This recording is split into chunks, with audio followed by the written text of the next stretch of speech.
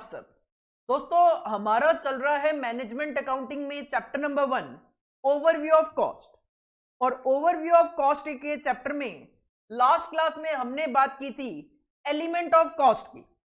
Element of cost में हमने कहा 3 एलिमेंट होते हैं, one is material cost, second labour cost and third other expenses. तो अब हमें एक एक करके जो एलिमेंट ऑफ कॉस्ट होते हैं उन पे डिस्कशन करना है, जिसमें सबसे पहले हम स्टार्ट कर रहे हैं मटेरियल कॉस्ट। सबसे पहला जो एलिमेंट होता है आपका that is material cost. First element है हमारा मटेरियल कॉस्ट। देखो, मटेरियल वर्ड कोई नया तो नहीं है अपने लिए। किसी भी प्रोडक्ट को बनाने के लिए रॉ मटेरियल तो चाहिए ही चाहिए, और अगर रॉ मटेरियल चाहिए तो उसकी कॉस्ट भी ऑफ कोर्स इनकर होगी। तो रॉ मटेरियल की कॉस्ट इनकर होगी किसी भी प्रोडक्ट को बनाने के लिए, और ये एक बेसिक एलिमेंट होता है। बिना इसके आप किसी भी प्रोडक्ट का प्रोडक्शन स्टार्ट नहीं कर सकते। तो material is a very important factor of production. It includes physical commodities used to manufacture the final end product. Final product बनाने के लिए मटेरियल यूज किया जाता है। Material cost constitute a major proportion of total cost of the product। Product की total cost में एक major proportion material की कॉस्ट का होता है। All products are made up of one or many material.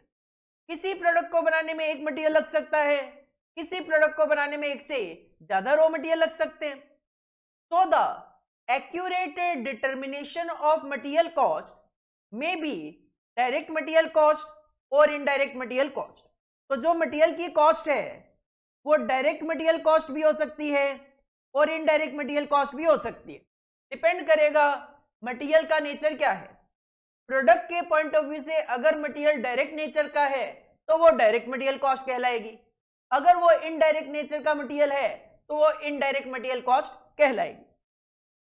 Whenever a product or component is manufactured out of a material, some portion of it goes as waste or scrap। Normally ऐसा होता है कि जब भी हम कोई product बनाते हैं तो मटेरियल कुछ ना कुछ एज ए स्क्रैप होता ही है।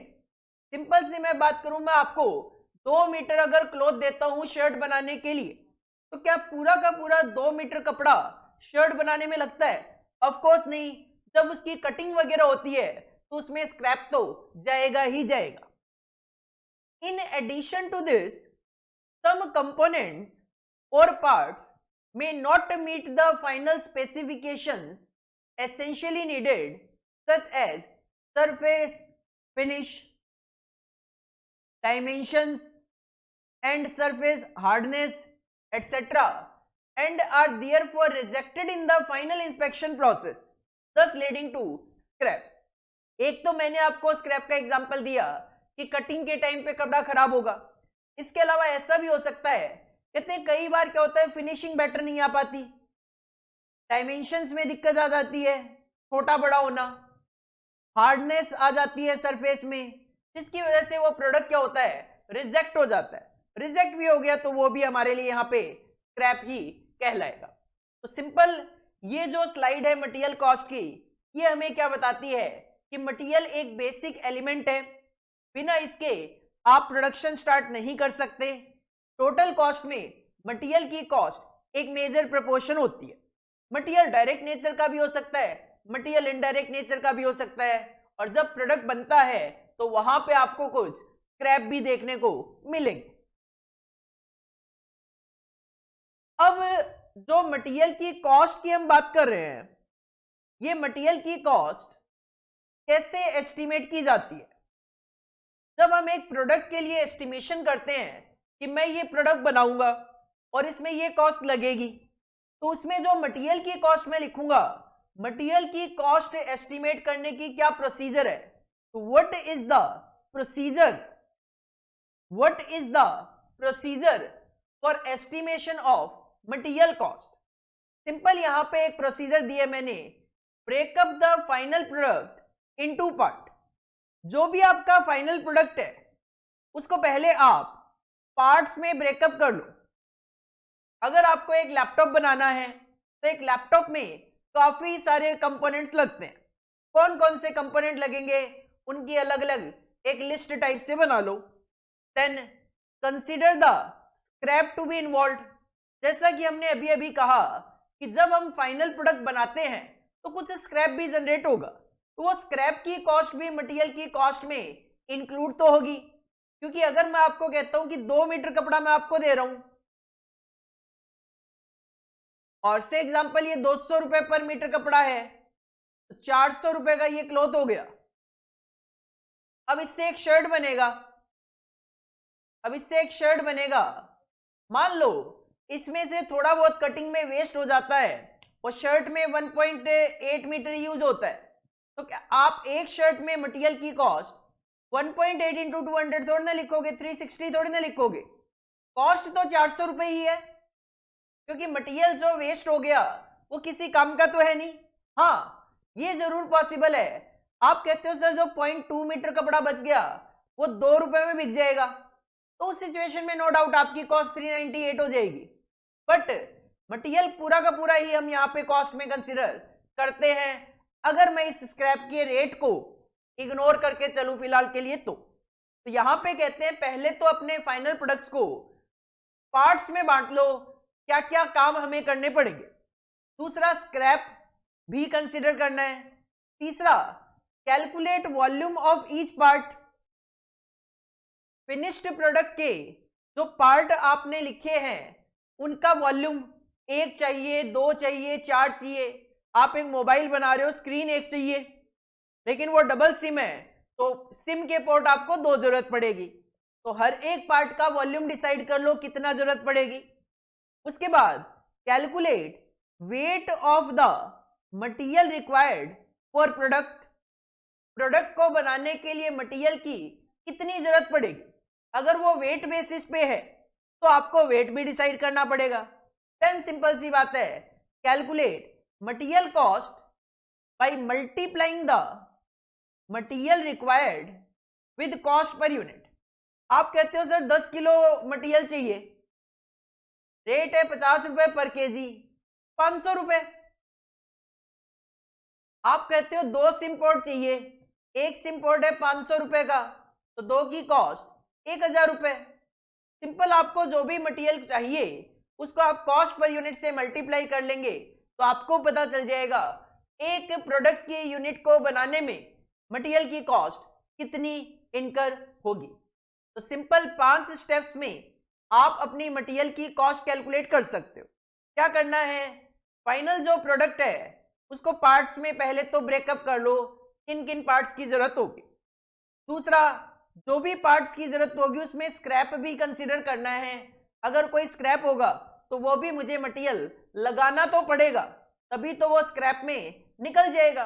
2 मीटर कपड़ा लगाऊंगा तो 0.2 स्क्रैप में निकल जाएगा, 1.8 से मेरा शर्ट बन जाएगा। बट मैं ये नहीं कह सकता कि एक शर्ट 1.8 मीटर कपड़े से बनता है, नहीं। क्योंकि अगर आप ऐसा बोलोगे, मैं एक टेलर के पास गया, मैं कहता हूं भाई साहब शर्ट बनवाना है, वो कहेगा 1.8 मीटर कपड़ा लगेगा, तो मैं 1.8 मीटर ही उसको ले जाके दूंगा। अब उसमें से वो स्क्रैप निकल गया 0.2, तो 1.6 में वो शर्ट बना ही नहीं पाएगा। वो कहेगा भाई साहब 2 मीटर कपड़ा लगेगा, तो मैं उसको ले जाके दूंगा 2 मीटर कपड़ा, वो कटिंग करेगा, वो ऑटोमेटिकली 0.2 में स्क्रैप चला जाएगा। देन हर एक पार्ट का वॉल्यूम, और मटेरियल अगर वेट बेसिस पे है तो मटेरियल का वेट। देन जो भी मटेरियल की रिक्वायरमेंट आपकी उसको cost per unit of material से मल्टीप्लाई कर लेंगे तो आपको पता चल जाएगा प्रोडक्ट में मटेरियल की कॉस्ट कितनी लगने वाली है।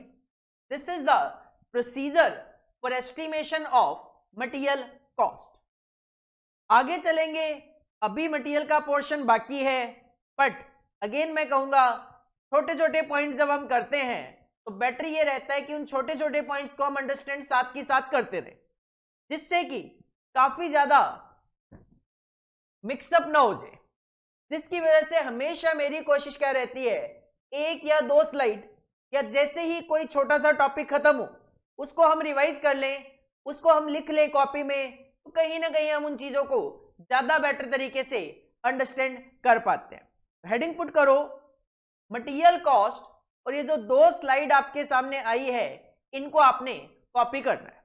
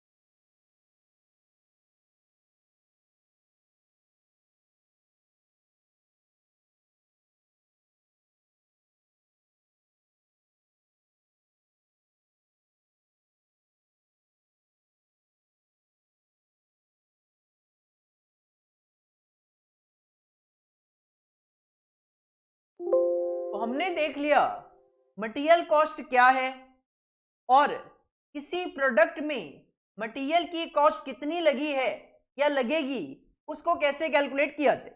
एस्टिमेशन देखा हमने मेनली, कितनी लगेगी वो कैसे कैलकुलेट किया जाए। इसके बाद मटेरियल, जैसा कि हमने कहा कि मटेरियल की जो कॉस्ट है, मटेरियल जो है और जो मटेरियल की कॉस्ट है, this is the basic element of the product. बिना इसके प्रोडक्ट बन नहीं सकता और टोटल कॉस्ट में इसका मेजर पोर्शन कवर होता है। तो ऑर्गेनाइजेशन मटेरियल को कंट्रोल करना चाहती है और इसके 2 एस्पेक्ट है कंट्रोल को लेकर। There are 2 aspect of material control, एक तो अकाउंटिंग एस्पेक्ट और दूसरा ऑपरेशनल एस्पेक्ट। हमें करना है मटेरियल को कंट्रोल क्योंकि it is an important element of cost. There are 2 aspect of material control, one is accounting, second is operational. Accounting aspect क्या कहता है? This aspect of material control is concerned with maintaining documentary evidence of movement of material of every stage। Accounting aspect किस चीज पे concentrate करता है कि material किस तरीके से मूव कर रहा है, उसकी हर एक स्टेज जो है उसका हमें डॉक्यूमेंट्री एविडेंस मेंटेन करना है। होगा क्या, मैं मटेरियल का ऑर्डर प्लेस करूंगा, मैं मटेरियल के लिए ऑर्डर प्लेस करूंगा, उसका एक डॉक्यूमेंट होगा। देन सामने से मटेरियल रिसीव होगा तो उसके लिए एक जीआरएन होता है, that is goods received note, वो होगा। देन उस मटेरियल को रख दिया जाएगा स्टोर्स के अंदर, स्टोर के अंदर, तो स्टोर में उसका एक डेटा होगा। देन वो स्टोर से प्रोडक्शन डिपार्टमेंट में जाएगा, उसका भी एक डेटा होगा। तो सिंपल सी बात है, जितने भी डॉक्यूमेंट है मटेरियल की मूवमेंट को लेकर वो डॉक्यूमेंट आपने मेंटेन करने। इन डॉक्यूमेंट को मेंटेन करना ही और उनकी मेंटेनेंस सही से हो, इस चीज पे कंट्रोल करना ही accounting aspect of material control कहता है।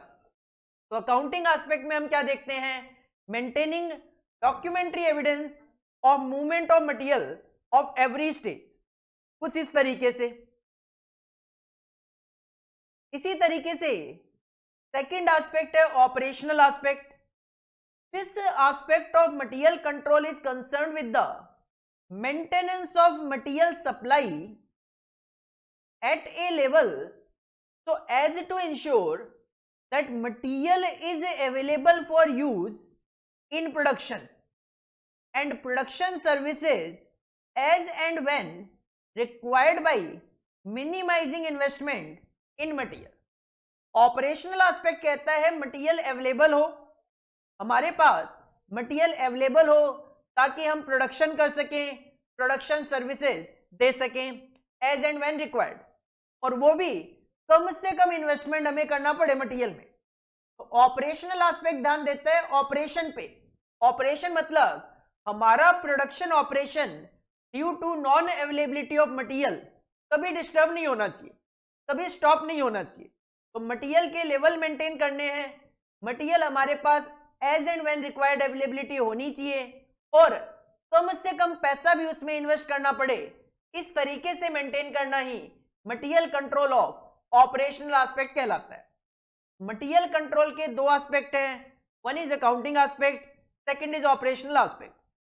अकाउंटिंग एस्पेक्ट कहता है अकाउंटिंग सही से मेंटेन करनी है, मतलब डॉक्यूमेंट्री एविडेंस मेंटेन करने हैं of the material flow, material जहां कहां से कहां फ्लो कर रहा है उसके डॉक्यूमेंट्स मेंटेन करने हैं।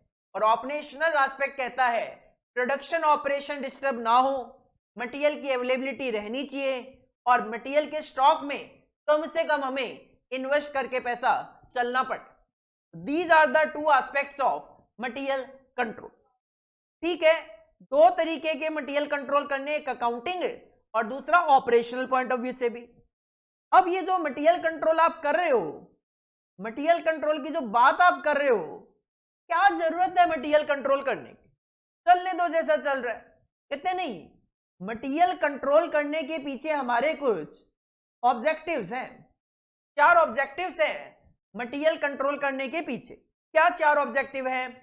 पहला objective, to provide continuous flow of required material parts and components.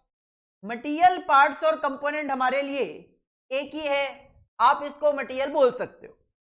तो to provide continuous flow of required material parts and components for efficient and uninterrupted flow of production. Material control करने के पीछे पहला objective ये है कि जितने material की हमें जरूरत है उस मटेरियल का कंटिन्यूअस फ्लो चलता रहे ताकि हम प्रोडक्शन भी अनइंटरप्टेड करते रहे। वही आ गया ऑपरेशनल जो एस्पेक्ट था, वही एक तरीके से यहाँ पे पहले ऑब्जेक्टिव में गिवन है, मटेरियल की शॉर्टेज ना आए ताकि हमारा जो प्रोडक्शन है वो भी अनइंटरप्टेड चलता रहे। पहला point, continuous flow of material for efficient and uninterrupted flow of production. दूसरा point, to minimize investment in inventories keeping in view operating requirements. ये भी ऑपरेशनल एस्पेक्ट से ही रिलेटेड हो गया कि ठीक है मटेरियल की शॉर्टेज नहीं होनी चाहिए, लेकिन ऐसा भी ना हो कि मटेरियल बहुत ज्यादा हम मेंटेन कर ले। तो आपकी ऑपरेशन की रिक्वायरमेंट क्या है, उस ऑपरेटिंग रिक्वायरमेंट को ध्यान में रखते हुए कम से कम हमें मटेरियल के स्टॉक में पैसा इन्वेस्ट करना पड़े, ये दूसरा ऑब्जेक्टिव है। तीसरा, to provide for efficient store of material so that inventories are protected from loss by fire and theft and handling time and cost are kept at a minimum। efficient store होना चाहिए material का, मतलब material को हमें efficiently अपने store में maintain करना है इस तरीके से कि हमारा मटेरियल का नुकसान ना हो आग लगने की वजह से या चोरी की वजह से, साथ में मटेरियल को रखने की कॉस्ट भी कम हो, उसका रखने का टाइम भी कम हो। मतलब ये नहीं कि कोई मटेरियल खरीद के छोड़ दिया 6 महीने 12 महीने तक यूज ही नहीं हो रहा, नहीं, ऐसा नहीं होना चाहिए। हैंडलिंग टाइम कम हो, मटेरियल रिसीव किया 2 दिन 5 दिन 10 दिन में वो यूज हो जाए, और साथ में हैंडलिंग की कॉस्ट भी कम हो। हैंडलिंग कॉस्ट कम होने का मतलब जब मैं कम टाइम के लिए उसको रखूंगा तो उसके रिलेटेड कॉस्ट भी कम आएगी, मेंटेनेंस कॉस्ट उसकी क्या आएगी, कम आएगी। तो तीसरा ऑब्जेक्टिव है efficient store of material of the inventories, ताकि चोरी ना हो, लॉस ना हो बाय फायर, साथ में मटेरियल हैंडल करने का टाइम और कॉस्ट कम से कम हो। और चौथा पॉइंट है to keep surplus and obsolete item to minimum. हमारे पास मटेरियल बहुत ज्यादा क्वांटिटी में ना हो, सरप्लस ना हो, साथ में मटेरियल ऑब्सोलीट भी ना हो। ऐसा ना हो कि मटेरियल आज खरीदा 2 साल तक पड़ा हुआ है, अब उसका कोई यूज भी नहीं रहा, तो ऑब्सोलीट भी नहीं होना चाहिए। ऑब्सोलीट मतलब जो पुराना हो गया, जो हमारे यूज का नहीं है। तो there are 4 objectives behind the material control. पहला, कंटिन्यूअस फ्लो ऑफ मटेरियल होता रहे ताकि कंटिन्यूअस फ्लो ऑफ प्रोडक्शन चलता रहे। दूसरा, मटेरियल के स्टॉक में इन्वेस्टमेंट कम से कम हो, ऑपरेटिंग रिक्वायरमेंट को ध्यान में रखते हुए। तीसरा, एफिशिएंट स्टोर करो मटेरियल का ताकि लॉस बाय फायर थेफ्ट कम से कम हो, मटेरियल हैंडलिंग टाइम और कॉस्ट कम से कम हो। और चौथा, मटेरियल सरप्लस ना हो, मटेरियल ऑब्सोलीट कम से कम आपको देखने को मिले।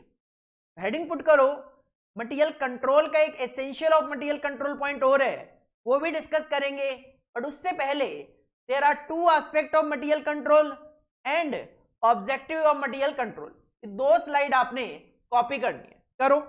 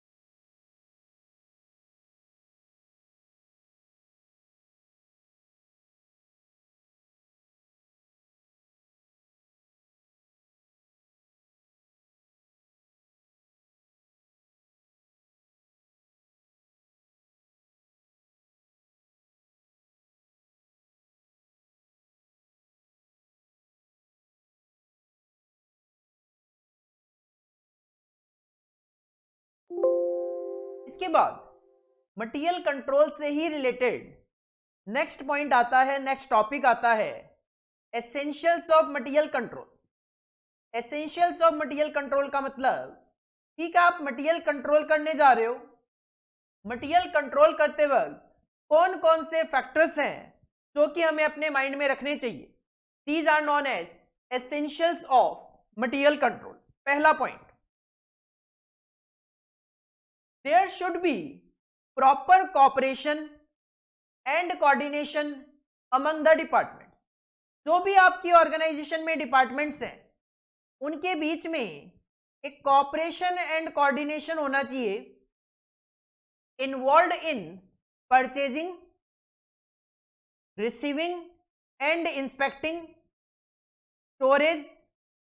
ये हो गया मटेरियल से रिलेटेड कि मटेरियल को परचेज करना, मटेरियल को रिसीव करना, मटेरियल को इंस्पेक्ट करना, मटेरियल को स्टोर करना। Then sales, production.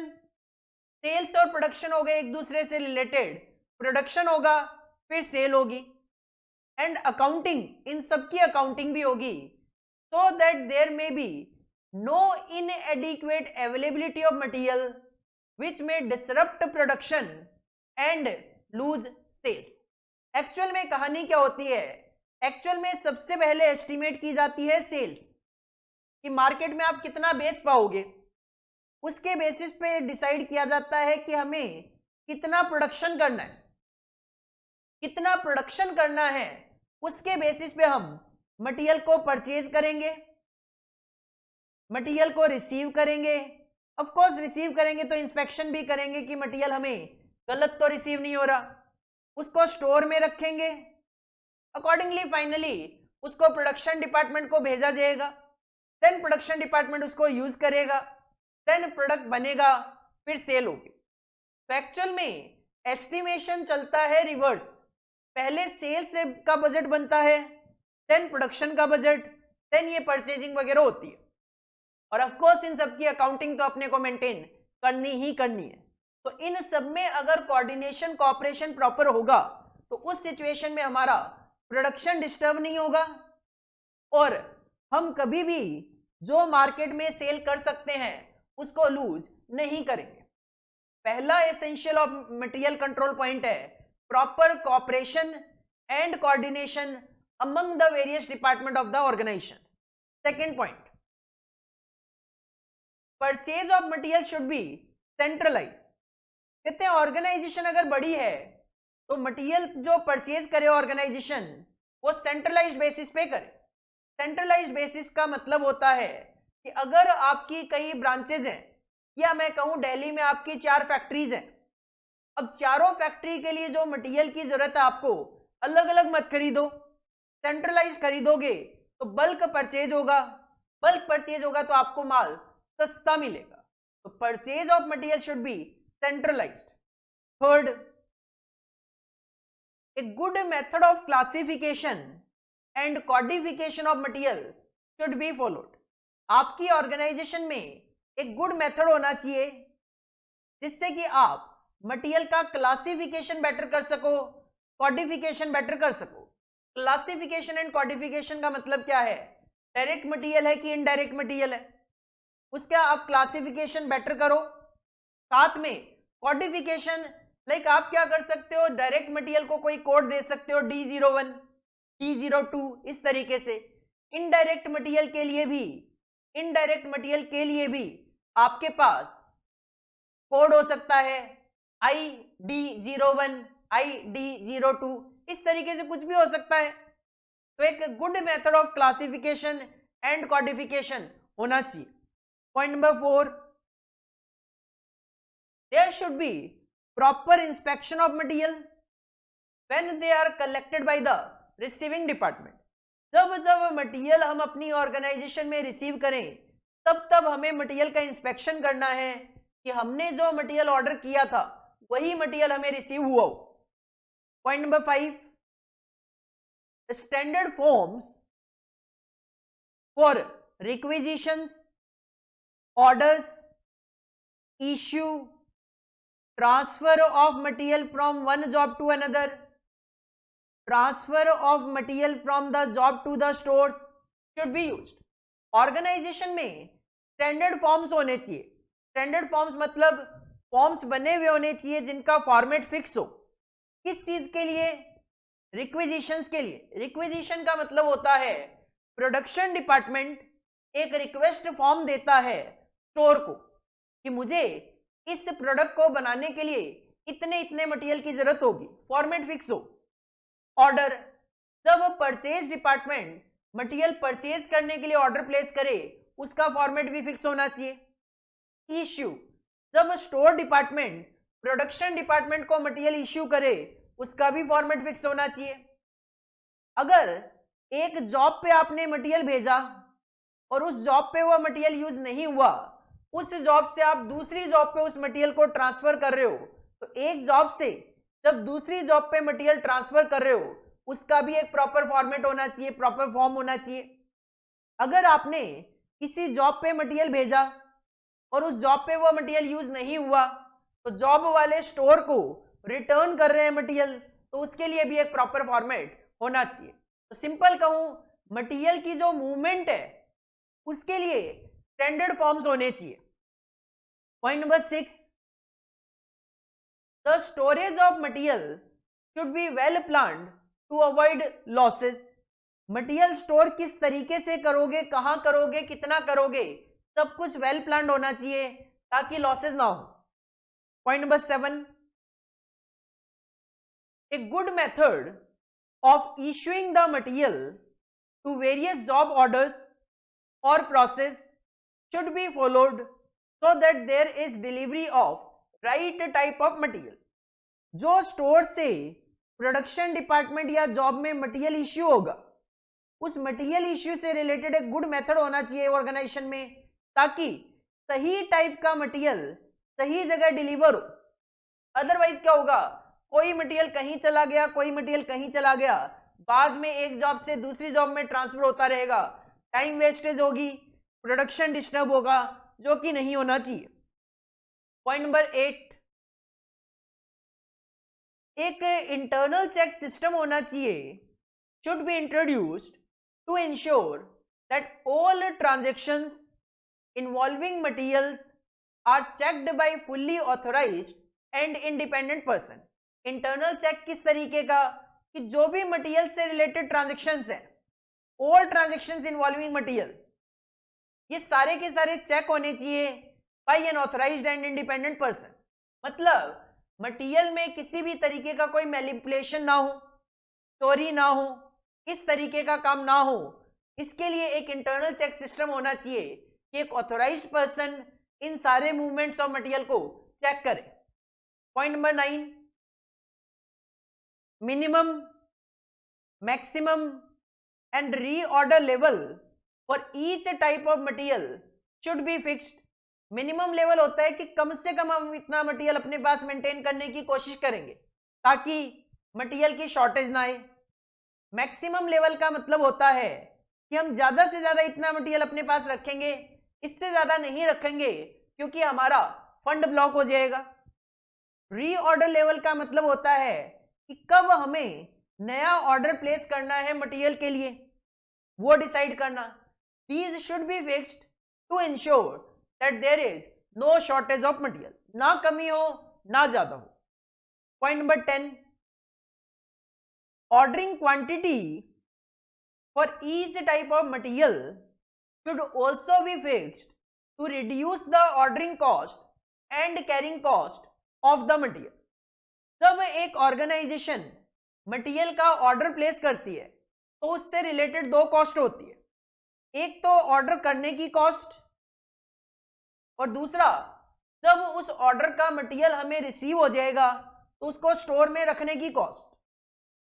ऑर्डर करने की कॉस्ट कहलाती है ऑर्डरिंग कॉस्ट, स्टोर में मटेरियल को रखने की कॉस्ट कहलाती है कैरिंग कॉस्ट। तो आप जब ऑर्डर प्लेस करोगे तो ना तो बहुत ज्यादा क्वांटिटी खरीद के ले आना एक साथ, ना बहुत कम खरीद के लाना। तो ऑर्डर की क्वांटिटी इस तरीके से होनी चाहिए कि हमारी जो ऑर्डरिंग और कैरिंग कॉस्ट है वो कम से कम आए। इसके लिए एक टेक्निक भी होती है कॉस्ट अकाउंटिंग में, economic order quantity. Economic order quantity जो कि डिटेल में आपके सिलेबस में डिस्कस नहीं की गई है। और लास्ट पॉइंट है एसेंशियल्स ऑफ मटेरियल कंट्रोल का, that is adequate records to control material during production should be maintained to ensure that there is minimum possible wastage. मतलब प्रोडक्शन प्रोसेस इस तरीके की हो कि कम से कम मटेरियल का वेस्टेज हो। So there are 11 points that should be considered, that should be concentrated, that should be keep in mind while material control। क्या? पहला, proper cooperation and coordination between the various department of the organization। दूसरा, purchase of material centralized हो। तीसरा, a good method of classification and codification of material should be there। Point number 4, जो आप material receive कर रहे हो उसका एक प्रॉपर इंस्पेक्शन होना चाहिए कि मटेरियल वही है जो हमने मंगवाया। पॉइंट नंबर 5, फॉर्म्स होने चाहिए जिनका फॉर्मेट फिक्स हो, स्टैंडर्ड फॉर्म्स होने चाहिए, रिक्विजिशन के, ऑर्डर के, मटेरियल इश्यू करने के, एक जॉब से दूसरी जॉब में ट्रांसफर करने के, जॉब से स्टोर में ट्रांसफर करने के, इन सब के स्टैंडर्ड फॉर्म्स होने चाहिए। स्टोरेज ऑफ मटेरियल पहले से वेल प्लान्ड होना चाहिए ताकि मटेरियल का नुकसान ना हो। मटेरियल को इश्यू करने का एक अच्छा मेथड हो, गुड मेथड हो, ताकि सही मटेरियल सही डिपार्टमेंट में पहुंचे। एक इंटरनल चेक सिस्टम होना चाहिए कि मटेरियल के जितने भी ट्रांजैक्शन हुए हैं सारे के सारे एक ऑथराइज्ड पर्सन चेक करे। Minimum, maximum, reorder level fix करने चाहिए ऑर्गेनाइजेशन को ताकि मटेरियल की शॉर्टेज ना आए। एक ऑर्डर में कितनी क्वांटिटी परचेज करके लाऊं ताकि ऑर्डरिंग कॉस्ट और कैरिंग कॉस्ट कम से कम हो, वो भी डिसाइडेड होनी चाहिए। और कम से कम वेस्टेज ऑफ मटेरियल हो प्रोडक्शन प्रोसेस में इस तरीके की प्रोसेस आपको फॉलो करनी चाहिए। तो these are the 11 points that should be considered, that should be keep in mind while maintaining the control on the material. Heading put करो एसेंशियल्स ऑफ मटेरियल कंट्रोल, और ये जो 2 स्लाइड्स है या कहूं जो 11 पॉइंट्स हैं ये आपने कॉपी करने हैं।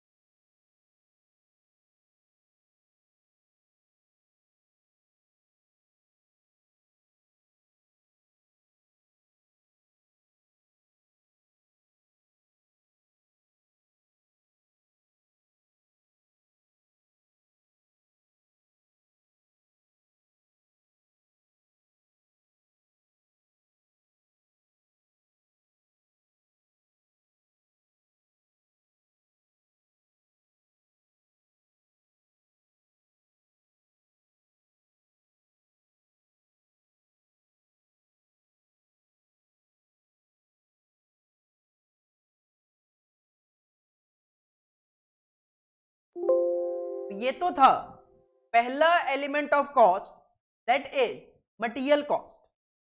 जैसे मटेरियल की कॉस्ट इंपॉर्टेंट है वैसे ही लेबर की कॉस्ट भी तो इंपॉर्टेंट है, क्योंकि अगर मैं कहता हूं मैं मार्केट से मटेरियल तो खरीद के ले आया लेकिन उस पर लेबर की कॉस्ट लगाने का मेरा मन नहीं है, तो क्या वो मटेरियल पड़ा पड़ा अपने आप ही फिनिश गुड्स में कन्वर्ट हो जाएगा? ऑफ कोर्स नहीं। इसका मतलब अगर मटेरियल की कॉस्ट इंपॉर्टेंट है ऑर्गेनाइजेशन के लिए तो लेबर की cost is also having the equal importance as equal to material cost. तो लेबर कॉस्ट भी उतनी ही इंपॉर्टेंट है जितनी की मटेरियल कॉस्ट इंपॉर्टेंट है। तो सेकंड एलिमेंट आता है हमारा कॉस्ट का, that is labour cost. Labour cost की अगर बात करें तो labour cost is a second लेकिन of course major element of cost.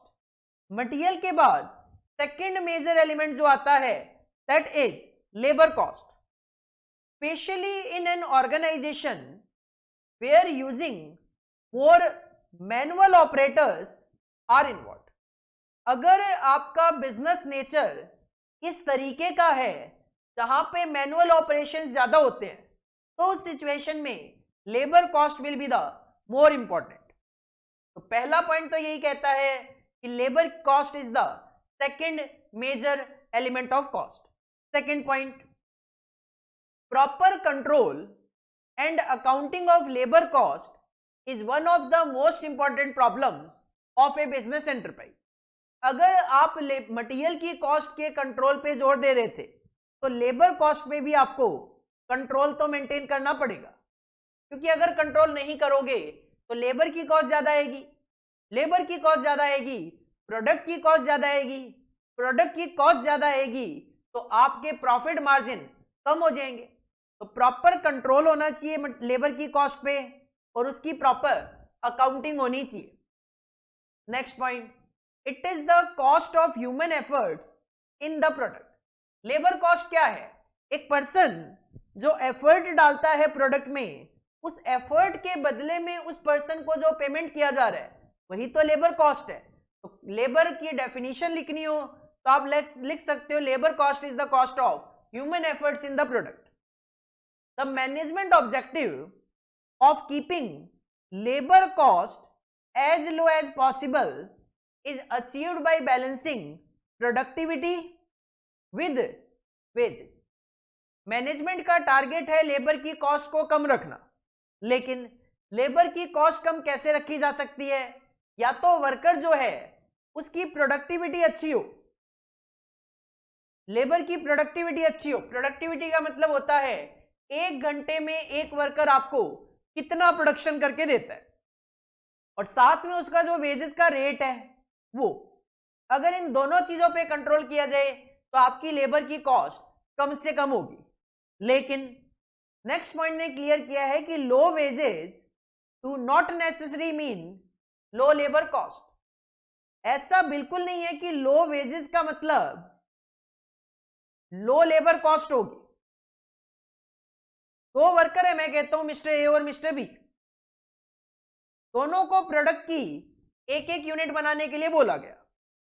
Mister A जो है वो 4 घंटे में एक यूनिट बना देते हैं, और मिस्टर बी जो है वो 10 घंटे में एक यूनिट बनाते हैं।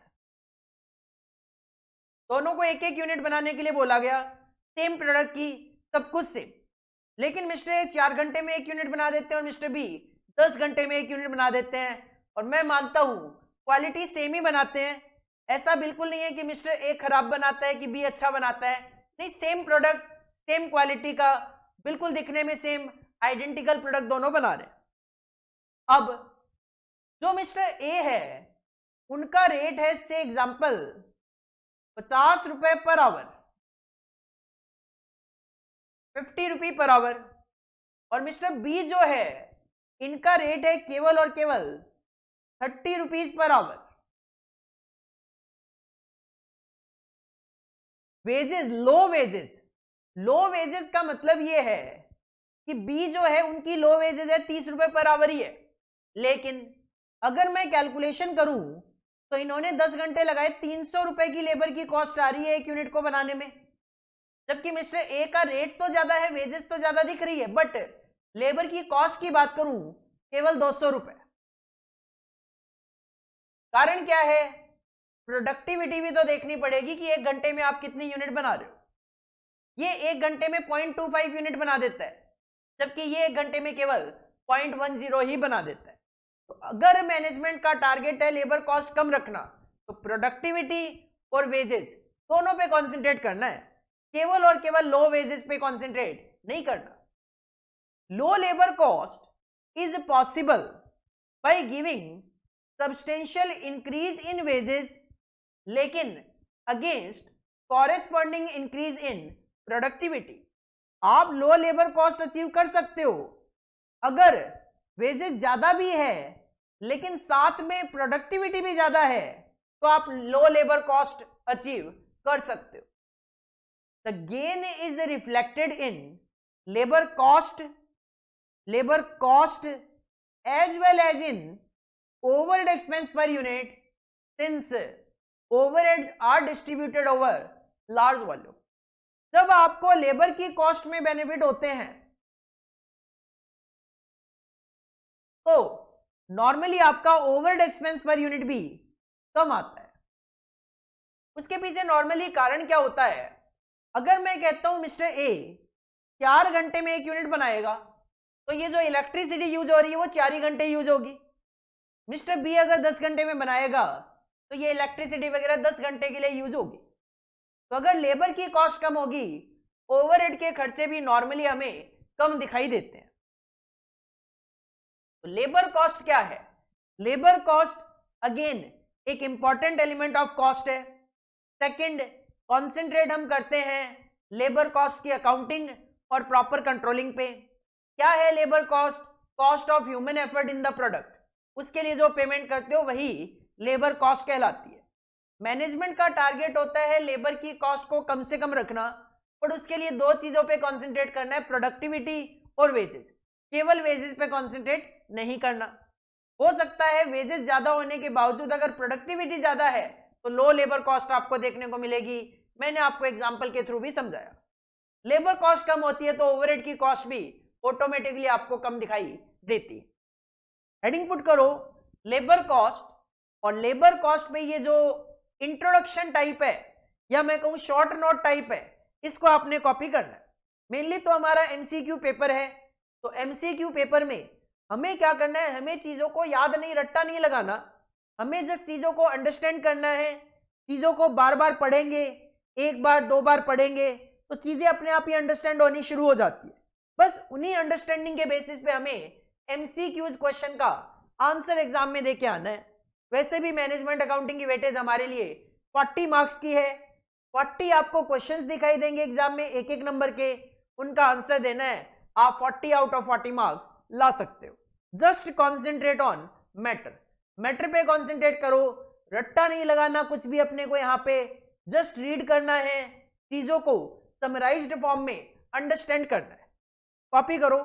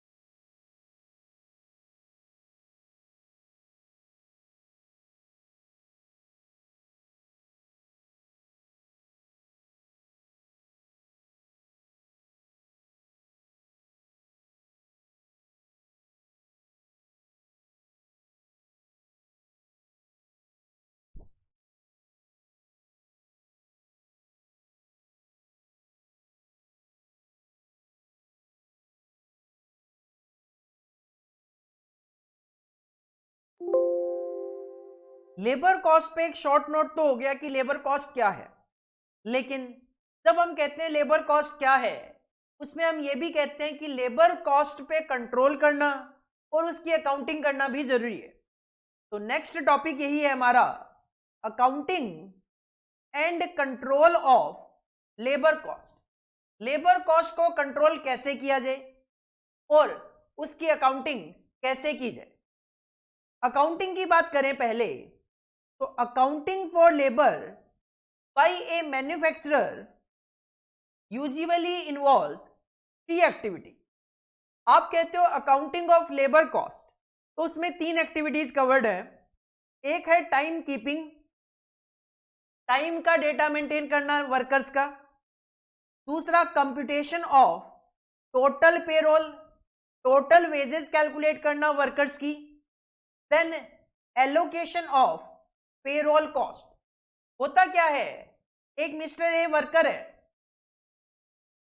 अगर आपने इसकी लेबर कॉस्ट की अकाउंटिंग करनी है तो सबसे पहले आपको यह पता होना चाहिए मिस्टर ए ने कितने घंटे काम किए।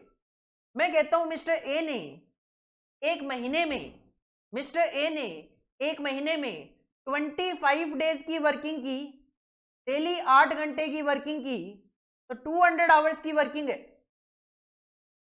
यह है टाइम कीपिंग एक तरीके से, शॉर्ट में, डिटेल में देखेंगे कैसे। 200 घंटे इन्होंने काम किया, this is the first point, time keeping. Second है computation of total payroll. Mister A जो है, इनका रेट पर आवर है 50 रुपए पर आवर, 50 रुपए पर आवर।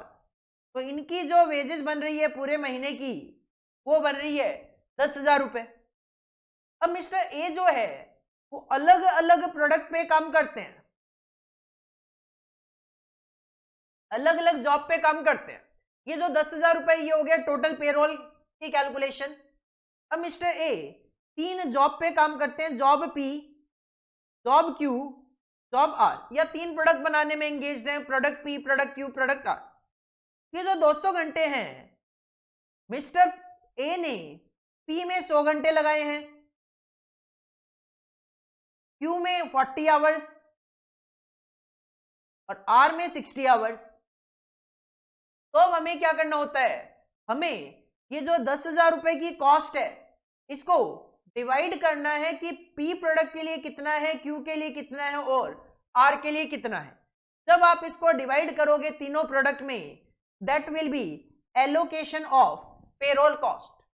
तो अकाउंटिंग ऑफ लेबर कॉस्ट में 3 एक्टिविटीज कवर्ड है, time keeping, computation of total payroll and allocation of payroll cost. In a large organization, the control of labor cost involves the coordinated efforts of the following department. Accounting के बाद अगर labour cost की control की बात करें तो अगर आपको लेबर की कॉस्ट कंट्रोल करनी है तो लेबर की कॉस्ट कंट्रोल हो जाएगी इन डिपार्टमेंट के कोऑर्डिनेटेड एफर्ट्स के साथ। जब ये सारे डिपार्टमेंट मिलकर लेबर की कॉस्ट को कंट्रोल करने की कोशिश करेंगे तब आप लेबर की कॉस्ट को कंट्रोल कर सकते हो। पहला डिपार्टमेंट है पर्सनल डिपार्टमेंट। पर्सनल डिपार्टमेंट को आप एचआर डिपार्टमेंट भी बोल सकते हो, ह्यूमन रिसोर्स डिपार्टमेंट भी बोल सकते हो। पर्सनल डिपार्टमेंट की रिस्पॉन्सिबिलिटी क्या होती है? This department is responsible for the planning of man power. कितने वर्कर्स की जरूरत होगी, उनको रिक्रूट करना मतलब हायर करना, उनको ट्रेनिंग देना, maintaining record of staff and workman. जो भी इंप्लॉइज है ऑर्गेनाइजेशन में उन सबका रिकॉर्ड मेंटेन करना, नाम, काम, सैलरी, एड्रेस, सब कुछ। Reporting to chief inspector of factories and top management on the performance of the labour, overtime, absenteeism, leave etcetera. Personnel department का काम है फैक्ट्री के जो चीफ इंस्पेक्टर हैं उनको और टॉप मैनेजमेंट को लेबर की परफॉर्मेंस बताना, किस टर्म्स में कि किस वर्कर ने कितना ओवरटाइम किया, कौन वर्कर कितना अब्सेंट रहता है, कितनी छुट्टियां लेता है, ये सारा डेटा टॉप मैनेजमेंट को और चीफ इंस्पेक्टर ऑफ फैक्ट्री को देना है। कौन देगा? Personal department. तो पर्सनल डिपार्टमेंट का काम है कितनी लेबर की जरूरत है, उनको हायर करना, ट्रेनिंग देना, उनका रिकॉर्ड मेंटेन करना, कितना उन्होंने ओवरटाइम किया, कितने एब्सेंट रहे, कितनी छुट्टियां ली, ये डेटा प्रोवाइड करना to the chief inspector of factories and top management, ताकि वो डिसाइड कर सकें कि वर्कर्स को आगे रखना है या फिर फायर कर देना है, निकाल देना है। सेकेंड, जिस डिपार्टमेंट का हमें कोऑर्डिनेशन चाहिए लेबर की कॉस्ट को कंट्रोल करने के लिए, that is industrial engineering department. Industrial engineering department का काम है this department prepares plans and specification for each job. हर एक जॉब का स्पेसिफिकेशन डिसाइड करना और उस जॉब को कैसे करना है उसको प्लान करना। सुपरवाइज प्रोडक्शन एक्टिविटी, जब वो जॉब चल रही होगी, प्रोडक्शन चल रहा होगा, उसको सुपरवाइज करना। And perform job analysis, job का एनालिसिस करना कि प्रॉपरली काम चल रहा है कि नहीं चल रहा। Second department industrial engineering department, काम है जॉब को प्लान करना, उसका स्पेसिफिकेशन डिसाइड करना और टाइम टू टाइम वो प्रॉपरली चल रहा है प्रोडक्शन उसका या नहीं चल रहा, उसका एनालिसिस करना। तीसरा डिपार्टमेंट जिसकी हमें हेल्प चाहिए for controlling the labour cost, that is time office. Time office का काम क्या है? This department is primarily responsible for the collection of data relating to attendance, time spent on jobs or process by the workmen, providing information on attendance and leave to the payroll department. Time office का काम है attendance का data collect करना, कौन worker कितने दिन attend रहता है, और टाइम स्पेंड करना ऑन जॉब और प्रोसेस। वर्कर अटेंड कर रहा है, कितना टाइम किस जॉब पे लगा रहा है, इसका भी एनालिसिस करना, इंफॉर्मेशन कलेक्ट करना और उस इंफॉर्मेशन को देन किसको प्रोवाइड करना? पेरोल डिपार्टमेंट को, ताकि वो उसके बेसिस पे सैलरी प्रिपेयर कर सके, पेरोल कैलकुलेट कर सके। चौथा जो डिपार्टमेंट है जिसकी हमें जरूरत पड़ेगी कोऑर्डिनेशन की for controlling the labour cost, that is payroll department, क्योंकि सैलरी तो इसी को तैयार करनी है, कैलकुलेशन तो इसी को करनी है। This department is responsible for computing total and net earning of each worker, हर एक वर्कर की अर्निंग कैलकुलेट करना, preparation of payroll, and maintenance of various records relating to payroll. Simple कहूं तो मेजर वर्क पेरोल डिपार्टमेंट का salary calculate करना है हर एक एम्प्लॉय की ऑफ द ऑर्गेनाइजेशन। और फिफ्थ डिपार्टमेंट जिसका हमें कोऑर्डिनेशन चाहिए, that is cost department. This department collect and classify all cost data relating to labor utilization by the department and allocate them to respective job or process as per available document। Cost department का काम है हर एक department में जो employees हैं, हर एक department में जो एम्प्लॉइज हैं उनकी कॉस्ट से रिलेटेड डेटा कलेक्ट करना उन डिपार्टमेंट से, देन उन डिपार्टमेंट से कॉस्ट का डेटा कलेक्ट करके उसको जिस भी जॉब पे वर्कर ने काम किया है, जिस भी प्रोसेस पे वर्कर ने काम किया है, उस प्रोसेस पे एलोकेट करना। जैसे कि मान लो एक डिपार्टमेंट है, डिपार्टमेंट ए, उसमें 4 एम्प्लॉइज हैं, 4 वर्कर हैं, और मैं मान लेता हूं हर एक की सैलरी 10,000 रुपए है। 40,000 डिपार्टमेंट ए में लेबर की कॉस्ट होगी। अब ये लेबर जो है आपके, ये जो 4 एम्प्लॉइज हैं, जिस जॉब पे जितना जितना काम कर रहे हैं उसके अकॉर्डिंगली ये 40,000 की जो लेबर की कॉस्ट है ये क्या की जाएगी, एलोकेट की जाएगी। तो अगर आपने लेबर की कॉस्ट को कंट्रोल करना है तो लेबर की कॉस्ट कंट्रोल की जा सकती है by the coordinated efforts of the following 5 department. पहला पर्सनल डिपार्टमेंट, दूसरा industrial engineering department, third time office department, fourth payroll department and fifth is cost department. Heading put करो accounting and control of labour cost. Accounting के point of view से 3 activities, time keeping, payroll की calculation और उस payroll की cost का allocation. और control करने के लिए लेबर कॉस्ट को 5 डिपार्टमेंट के बीच में कोऑर्डिनेशन होना चाहिए। ये 2 स्लाइड आपने कॉपी करनी है।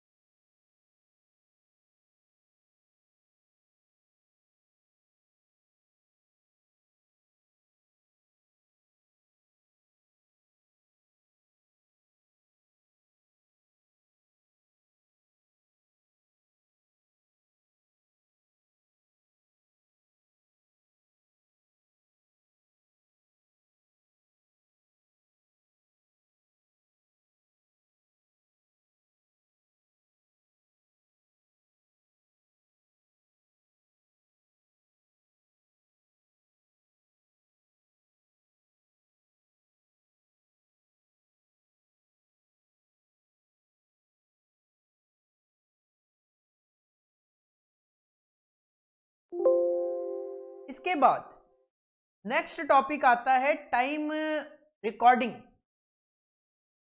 नेक्स्ट टॉपिक आता है टाइम रिकॉर्डिंग।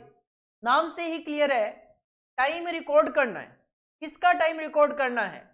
अगर आप लेबर कॉस्ट से रिलेटेड टाइम रिकॉर्डिंग की बात कर रहे हो तो वर्कर्स का टाइम रिकॉर्ड करना है कि किस वर्कर ने कितने घंटे फैक्ट्री में काम किया है, किस जॉब पर कितने घंटे काम किए। रिकॉर्डिंग जो हम करते हैं टाइम की, recording of time has two purpose. दो पर्पज है इसके पीछे, एक है टाइम कीपिंग और एक है टाइम बुकिंग। क्या होते हैं दोनों, एक एक करके हम डिस्कस करेंगे। It is necessary for both type of workers, चाहे वर्कर डायरेक्ट नेचर का हो चाहे इनडायरेक्ट नेचर का हो, दोनों के लिए ही टाइम रिकॉर्डिंग की जाती है। And it is necessary even if the workers are paid on piece basis. भले ही वर्कर को आप पीस बेसिस पे पेमेंट कर रहे हो, आप कहते हो सर 2 रुपए एक वर्कर बना, 2 रुपए एक वर्कर को मिलेंगे 1 यूनिट बनाने के लिए। अगर एक वर्कर 100 यूनिट बना के देगा तो उसको 200 रुपए की वेजेस पे की जाएगी। तो नो डाउट आप वेजेस पे कर रहे हो पीस बेसिस पे, कि कितनी पीसेस बनेगी उसके हिसाब से आप वेजेस पे कर रहे हो। फिर भी उनकी टाइम रिकॉर्डिंग की जाती है कि कितने घंटे उन्होंने फैक्ट्री में किस जॉब पर काम किया है। टाइम रिकॉर्डिंग जो है उसमें जैसा कि हम कह रहे हैं कि दो पर्पज है इसके, एक है टाइम कीपिंग और एक है टाइम बुकिंग। तो टाइम कीपिंग और टाइम बुकिंग है क्या एक्चुअल में? तो टाइम कीपिंग की अगर मैं बात करूं तो time keeping is necessary for the purpose of recording attendance and calculating wages. Time keeping में हम क्या करना चाह रहे हैं, दो काम करना चाह रहे हैं। एक तो अटेंडेंस मेंटेन करना चाह रहे हैं, रिकॉर्ड करना चाह रहे हैं वर्कर कब आया कब नहीं आया, और दूसरा उसकी वेजेस कैलकुलेट करना चाह रहे हैं। क्यों करते हैं अटेंडेंस रिकॉर्ड, क्यों कैलकुलेट कर रहे हो wages? What is the purpose of time keeping is to provide basic data for, ताकि हम सैलरी कैलकुलेट कर सकें, ताकि हम सैलरी कैलकुलेट कर। पहला, पेरोल प्रिपरेशन के लिए हमें डेटा मिल जाता है ताकि हम सैलरी कैलकुलेट कर सके। दूसरा, finding out the labour cost for a job, product और सर्विस। जब मुझे ये पता चल जाएगा कि वर्कर ने कितने घंटे काम किया है, उसकी अटेंडेंस मिल जाएगी, तो मैं उस पर वेजेस का रेट अप्लाई करके लेबर की कॉस्ट भी कैलकुलेट कर सकता हूं किसी भी प्रोडक्ट, जॉब या सर्विस के लिए। तीसरा, अटेंडेंस रिकॉर्ड। अटेंडेंस का एक रिकॉर्ड बन जाता है किस वर्कर ने कितने दिन फैक्ट्री में कहां पे काम किया है। चौथा, determine productivity and controlling labour cost. हम डेटा से प्रोडक्टिविटी कैलकुलेट कर सकते हैं, और अगर वर्कर की प्रोडक्टिविटी पता है तो उसमें इंप्रूवमेंट लाकर लेबर की कॉस्ट को कंट्रोल किया जा सकता है। Point number 5, calculating overhead cost of A job, product और सर्विस। अगर ओवरहेड की कॉस्ट डिपेंड करती है लेबर आवर्स पे, अगर ओवरहेड की कॉस्ट डिपेंड करती है लेबर आवर्स पे, क्योंकि ओवरहेड की कॉस्ट काफी सारे फैक्टर पे डिपेंड कर सकती है, नंबर ऑफ यूनिट पे, मशीन आवर्स पे। अगर वो लेबर की आवर्स पे डिपेंड करती है कि लेबर 1 घंटा काम करती है तो 5 रुपए का ओवरहेड का खर्चा आता है, तो सिंपल सी बात है, जब मुझे यहां से पता चलेगा लेबर ने कितने घंटे काम किया तो मैं उसके बेसिस पे ओवरहेड की कॉस्ट भी कैलकुलेट कर सकता हूं। Maintaining discipline in attendance. जब वर्कर को पता होता है कि मेरी अटेंडेंस का डेटा रिकॉर्ड किया जा रहा है तो अटेंडेंस में एक डिसिप्लिन रहेगा, वर्कर ज्यादा छुट्टियां करने की कोशिश नहीं करेगा। डिस्टिंग्विश बिटवीन नॉर्मल टाइम कितना वर्कर काम करता है, ओवर टाइम कितना काम करता है, लेट अटेंडेंस, अर्ली लिविंग। अगर वो लेट आता है फैक्ट्री में तो अटेंडेंस से पता चल जाएगा, जल्दी चला जाता है फैक्ट्री छोड़कर तो भी पता चल जाएगा। Providing internal check against dummy workers. Dummy workers का मतलब वो वर्कर्स जिनका रिकॉर्ड में केवल नाम है लेकिन एक्चुअल में उन नाम के कोई वर्कर नहीं है, तो उन वर्कर्स का भी यहाँ पे पता चल जाएगा क्योंकि उनकी अटेंडेंस नाम में तो होगी बट किसी जॉब पे तो नहीं होगी। तो वहां से जब क्रॉस वेरिफिकेशन होगा कि इस वर्कर ने तो किसी जॉब पे तो काम किया ही नहीं, तो उससे आपको पता चल जाएगा डमी वर्कर्स के बारे में भी। तो टाइम कीपिंग के क्या ऑब्जेक्टिव हैं? पेरोल प्रिपरेशन, लेबर की कॉस्ट कैलकुलेट करना, अटेंडेंस रिकॉर्ड मेंटेन करना, एम्प्लॉय की प्रोडक्टिविटी डिटरमाइन करना, ओवरहेड की कॉस्ट कैलकुलेट करना, अटेंडेंस में एक डिसिप्लिन मेंटेन करना, normal time, over time, late attendance, early leaving का पता करना, और डमी वर्कर्स का भी यहां से पता चल जाएगा। जैसे टाइम कीपिंग जो है उसके अपने कुछ ऑब्जेक्टिव हैं, वैसे ही टाइम बुकिंग के भी कुछ ऑब्जेक्टिव हैं। बट टाइम बुकिंग पे जाने से पहले, जैसा कि मैंने यहां पे कहा कि अगर वर्कर को पीस बेसिस पे भी पेमेंट हो रहा है, फिर भी हमें उसका टाइम का डेटा मेंटेन करना है। सर क्यों? तो wages paid on the piece rate basis also require that attendance be recorded for the following reason. अगर वर्कर पीस बेसिस पे भी काम कर रहे हैं तो भी अटेंडेंस रिकॉर्ड करनी है। क्यों? Point number 1, record of attendance is necessary for statistical purpose. Statistical purpose मतलब एक ट्रेंड देखना कि पिछले महीने वर्कर ने कितना काम किया, इस महीने कितने घंटे में कितना काम किया, इन चीजों को देखना। सेकंड पॉइंट, अगर overhead rate are based on labour rate, time recording is necessary. जैसा कि मैं आपको कह भी रहा था कि अगर लेबर आवर्स पे आपका ओवरहेड का रेट है, आप कहते हो लेबर जब 1 घंटे काम करती है तो ओवरहेड 5 रुपए का खर्च आता है, तो इस सिचुएशन में आपको लेबर के आवर्स रिकॉर्ड करने पड़ेंगे। किस लिए?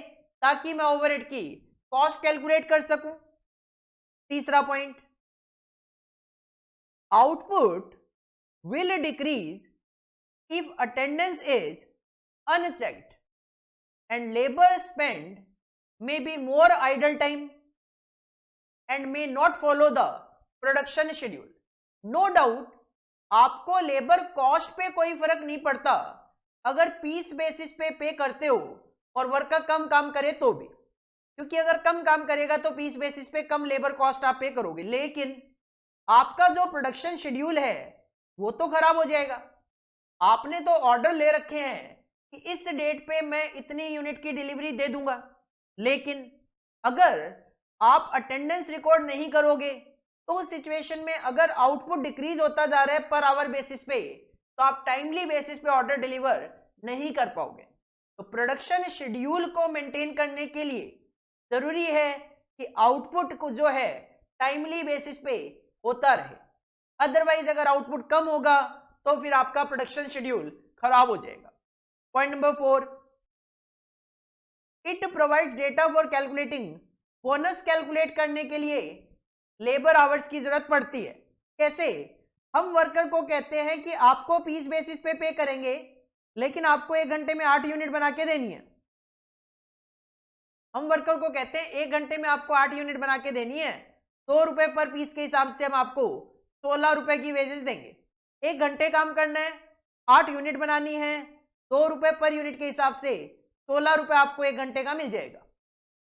लेकिन अब अगर एक वर्कर 1 घंटे में छोड़ो, अगर ये वर्कर 8 यूनिट 50 मिनट में ही बना देता है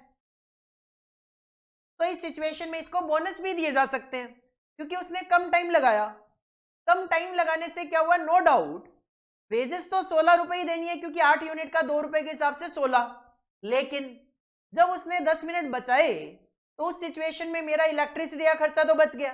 तो मैं चाहूंगा कम से कम टाइम में वो काम कर ले ताकि मुझे फायदा होगा। तो इसके लिए मैं क्या कर सकता हूं? उसको बोनस भी दे सकता हूं, और बोनस की कैलकुलेशन टाइम बेसिस पे हो सकती है। इसके लिए मुझे टाइम रिकॉर्ड करना जरूरी है। Point number 5, for calculating DNS allowance it is necessary. DNS allowance pieces basis पे तो मिलते नहीं है, डीएनएस अलाउंस तो टाइम बेसिस पे ही दिए जाते हैं। तो डीए अगर आपको पे करना है तो टाइम रिकॉर्ड करना जरूरी है। Point number 6, for ascertaining payment under certain scheme of benefit like PF, provident fund, pension, इनकी अगर अमाउंट कैलकुलेट करनी है तो इसके लिए भी टाइम की जरूरत पड़ती है। और फॉर कैलकुलेटिंग लीव विद पे, अगर वर्कर है परमानेंट नेचर का जिसको आप पेमेंट पीस बेसिस पे करते हो बट विद पे लीव अलाउ करते हो, तो उस सिचुएशन में भी आपको पता होना चाहिए टाइम के हिसाब से क्या कैलकुलेशन चलेगी, क्योंकि लीव विद पे आप पीस बेसिस पे तो नहीं दे सकते। लीव विद पे तो आप यही कहोगे 10 दिन छुट्टी ले लो, उसके लिए आपको पेमेंट दे देंगे। अब एक दिन के लिए कितना पेमेंट वो तो पता होना चाहिए, तभी तो आप 10 दिन का पेमेंट उनको लीव विद पे कर पाओगे। पीस बेसिस पे भी अगर वर्कर को वेजेस जा रही है फिर भी टाइम रिकॉर्ड हम करते हैं। उसके पीछे यहाँ पे 7 रीजन बताए हैं। पहला स्टेटिस्टिकल पर्पज, दूसरा अगर overhead rate based on labour our है तो ओवरहेड की कॉस्ट कैलकुलेट करने के लिए, तीसरा अगर हम अटेंडेंस पे रिकॉर्डिंग नहीं करेंगे तो पर आवर आउटपुट कम हो सकता है जिससे हमारा प्रोडक्शन शेड्यूल खराब हो सकता है, चौथा बोनस की कैलकुलेशन के लिए, पांचवा डीए की कैलकुलेशन के लिए, सिक्स्थ पीएफ और पेंशन की कैलकुलेशन के लिए, और सिक्स्थ लीव विद पे की कैलकुलेशन के लिए ये जरूरी है। आगे बढ़ने से पहले आगे क्या बाकी रह गया, टाइम बुकिंग बाकी रह गया। लेकिन आगे बढ़ने से पहले मैं सजेस्ट करूंगा आप 3 स्लाइड पहले कॉपी करो। टाइम रिकॉर्डिंग में टाइम कीपिंग और टाइम बुकिंग कवर्ड है। टाइम कीपिंग और पीस बेसिस पे भी पे करते हैं तो टाइम रिकॉर्डिंग क्यों जरूरी है, पहले ये 3 स्लाइड कॉपी करो, उसके बाद हम आगे मूव करते हैं।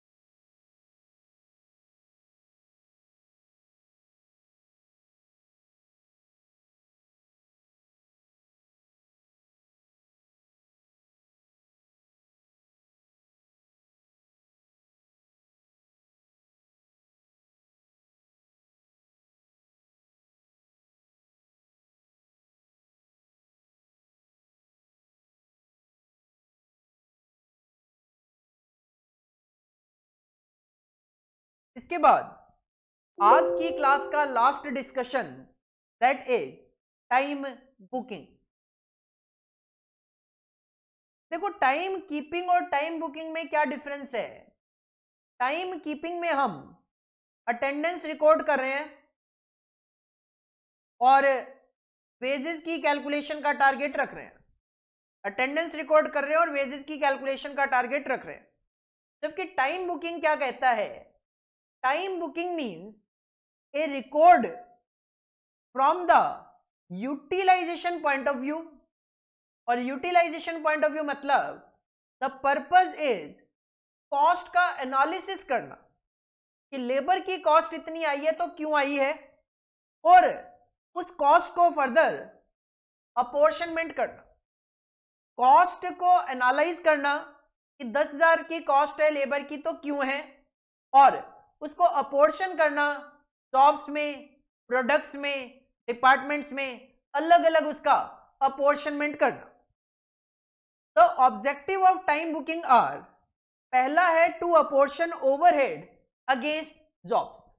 जिन भी जॉब पे वर्कर ने काम किया है उन जॉब में ओवरहेड की कॉस्ट का अपोर्शनमेंट करना, कि अगर बिल्डिंग का रेंट है 10,000 रुपए, तो उस 10,000 रुपए बिल्डिंग के रेंट को जॉब ए में कितना लिखूं, बी में कितना लिखूं, सी में कितना लिखूं, उसका एनालिसिस करना, अपोर्शनमेंट करना।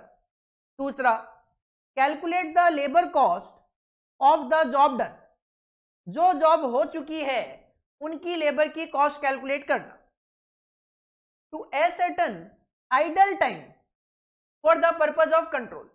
वर्कर ने कितना टाइम ऑर्गेनाइजेशन में, फैक्ट्री में रह के वेस्ट किया है उसको डिटरमाइन करना। To find out that the time during which a worker is in the factory is properly utilised. कि ठीक है वर्कर फैक्ट्री में दिखता तो 10 घंटे है, बट प्रॉपरली यूटिलाइजेशन कितने टाइम का हुआ है वो डिटरमाइन करना।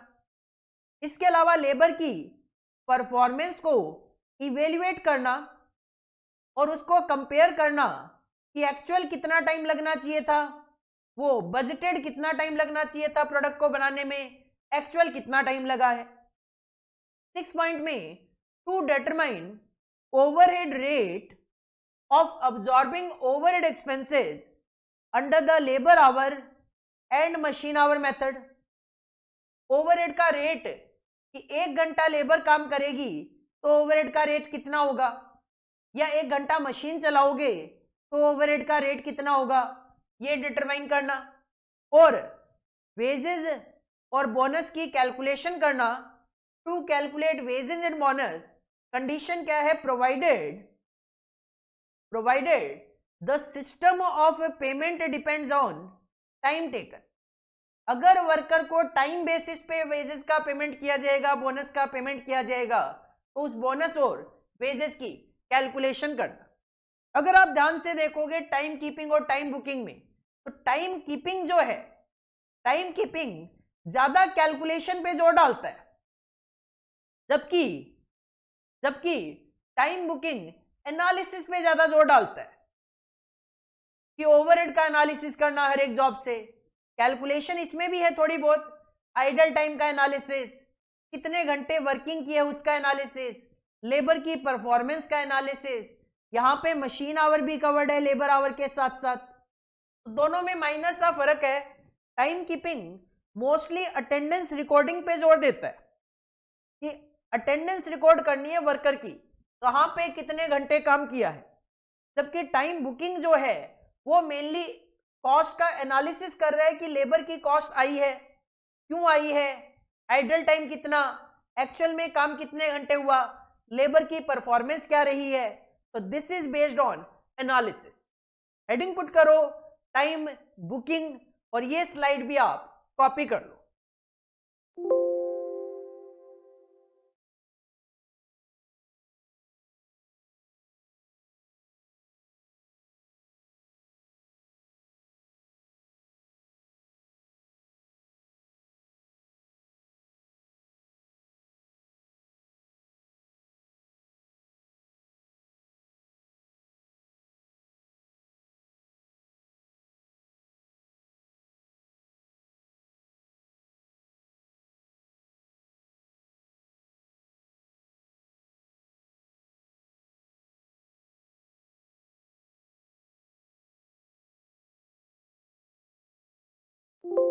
तो this is all about for today's class. आज की क्लास में हमने मेनली 2 एलिमेंट ऑफ कॉस्ट पे डिस्कशन किया है। पहला मटेरियल कॉस्ट, दूसरा लेबर कॉस्ट। मटेरियल कॉस्ट क्या है, एक इंपॉर्टेंट एलिमेंट ऑफ कॉस्ट है। क्या प्रोसीजर फॉलो की जाती है मटेरियल की कॉस्ट को एस्टिमेट करने के लिए, जो फाइनल प्रोडक्ट है उसका ब्रेकअप कर लो पार्ट्स में, देन जो स्क्रैप होगा वो भी कवर कर लेना, देन हर एक पार्ट का वॉल्यूम, जो मटेरियल यूज होना है उसका वेट, और वेट को जब cost per unit of material से मल्टीप्लाई करेंगे मटेरियल की कॉस्ट एस्टिमेट हो जाएगी।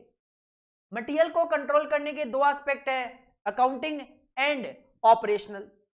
मटेरियल कंट्रोल करने के 4 ऑब्जेक्टिव्स हैं, ताकि अनइंटरप्टेड प्रोडक्शन चलता रहे। दूसरा, investment in stock of material कम से कम करना पड़े। तीसरा एफिशिएंट स्टोर ऑफ मटेरियल हो, चोरी कम हो, लॉस कम हो, और चौथा पॉइंट ऑब्सोलीट आइटम कम से कम हो। There are 11 points that should be considered at the time of material control. पहला, proper coordination and cooperation among the various department of the organisation.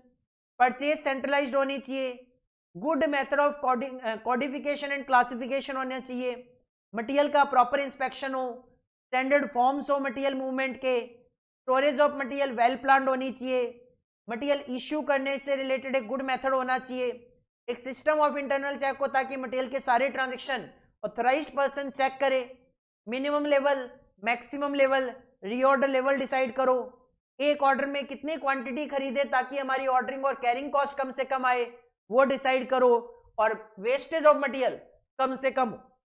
जैसे मटेरियल एक इंपॉर्टेंट एलिमेंट ऑफ कॉस्ट है, बिल्कुल वैसे ही labour भी एक इंपॉर्टेंट एलिमेंट ऑफ कॉस्ट है। Labour की अकाउंटिंग के लिए 3 एक्टिविटीज हम करते हैं, time keeping, computation of total payroll and allocation of payroll cost. और लेबर की कॉस्ट को कंट्रोल करने के लिए 5 डिपार्टमेंट का कोऑर्डिनेटेड एफर्ट्स होना चाहिए, personal department, industrial engineering department, time office department, payroll department, cost department. इसके बाद हमने मूव किया टाइम रिकॉर्डिंग। टाइम रिकॉर्डिंग में 2 चीजें कवर्ड हैं, 2 पर्पज हैं, time keeping, time booking. Time keeping के पीछे ऑब्जेक्टिव हैं पेरोल प्रिपेयर करना, लेबर की कॉस्ट कैलकुलेट करना, अटेंडेंस रिकॉर्ड करना, प्रोडक्टिविटी फाइंड आउट करना, ओवरहेड की कॉस्ट कैलकुलेट करना, डिसिप्लिन मेंटेन करना अटेंडेंस में, normal time, over time, late attendance, early leaving, इन सब पे नजर रखना, और डमी वर्कर्स की इंटरनल चेक करना। अगर ऑर्गेनाइजेशन वर्कर्स को पीस बेसिस पे भी पेमेंट करे तब भी हम टाइम रिकॉर्ड करते हैं। क्यों? स्टेटिस्टिकल पर्पज के लिए। ओवरहेड रेट अगर लेबर आवर्स पे बेस्ड हो तो कैलकुलेशन करनी पड़ती है। प्रोडक्शन शेड्यूल के अकॉर्डिंगली प्रोडक्शन करवाने के लिए bonus, DA, PF, pension, leave with पे, इनकी कैलकुलेशन के लिए। टाइम बुकिंग करता है कॉस्ट का एनालिसिस एंड कॉस्ट का apportionment between the jobs, product और बैचेस। इसके साथ पर्पज की बात करें टाइम बुकिंग के तो अपोर्शन ओवरहेड, लेबर की कॉस्ट की कैलकुलेशन करनी है, आइडल टाइम फाइंड आउट करना चाह रहे हैं, फैक्ट्री में वर्कर ने जितने घंटे काम किया वो फाइंड आउट करना चाह रहे हैं, लेबर की परफॉर्मेंस इवेल्युएट करना चाह रहे हैं कि प्रोडक्ट को बनाने में टाइम लगना कितना चाहिए था, एक्चुअल में कितना लगा है, ओवरहेड रेट डिटरमाइन करना चाह रहे हैं, और बोनस और वेजेस की कैलकुलेशन कर सकते हैं अगर ये टाइम बेसिस पे पेमेंट की जाती हो तो आज हमने 2 एलिमेंट ऑफ कॉस्ट पे डिटेल्ड डिस्कशन किया है, किस तरीके से मटेरियल की कॉस्ट कैलकुलेट की जाए, किस तरीके से इनकी अकाउंटिंग की जाए और किस तरीके से इनको कंट्रोल किया जाए। इतना पार्ट आप रिवाइज करके आओ। नेक्स्ट क्लास में हम आगे कंटिन्यू करेंगे जिसमें हम थर्ड जो एलिमेंट ऑफ कॉस्ट है एक्सपेंसेस, डायरेक्ट, इनडायरेक्ट, इनका डिस्कशन करेंगे। Thank you, all the best.